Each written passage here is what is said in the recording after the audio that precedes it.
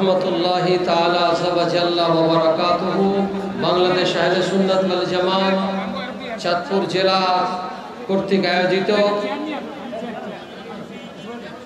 আল্লামা সৈয়দ বাহাদুর শাহ মুজাদ্দিদি কিবলার সভাপতিত্বে অসংখ্য পীর মাশায়েখদের উপস্থিতিতে হাসান আলী হাই স্কুল মাঠে আজকের এই বিশাল সমাবেশে আপনাদের সকলকে কষ্ট করে উপস্থিত থেকে এই প্রচণ্ড রৌদ্রের ভিতরও আল্লাহ রসুলের প্রেম ভালোবাসায় আপনারা এখানে উপস্থিত হয়েছেন।